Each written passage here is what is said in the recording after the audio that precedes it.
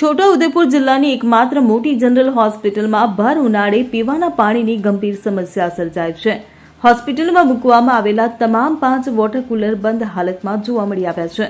આ કારણે કાળઝાળ ગરમીમાં દર્દીઓ અને તેમના સગાઓને પીવાના પાણી માટે મુશ્કેલીનો સામનો કરવો પડી રહ્યો છે. જિલ્લાના વિવિધ વિસ્તારોમાંથી સારવાર માટે આવતા દર્દીઓ અને તેમના સગાઓને પીવાના પાણીની સુવિધાનો અભાવ સતાવી રહ્યો છે. વધુમાં દર્દીના સગાઓ માટે બેસવાની પણ કોઈ વ્યવસ્થા નથી. આથી તેમને બહાર બેસવાની ફરજ પડે છે. ગરમીમાં બહાર બેસવાથી તરસ લાગે ત્યારે ખાસ કરીને ગરીબ આદિવાસી લોકોને બજારમાંથી પાણી ખરીદવું પડે છે. આ મામલે હોસ્પિટલના મેડિકલ ઓફિસર દ્વારા 3 કુલર ચાલુ કરાવવાનું અને બાકીના પણ ચાલુ કરાવી દેવાનું આશ્વાસન આપ્યું હતું.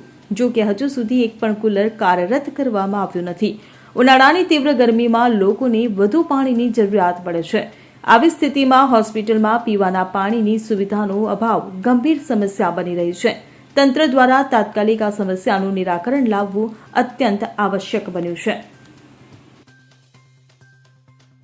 Bureau report CN24 news.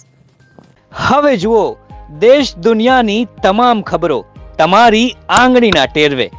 ઉઠાવો મોબાઈલ અને Google Play Store પરથી ડાઉનલોડ કરો અમારી CN24 ન્યૂઝ મોબાઈલ એપ.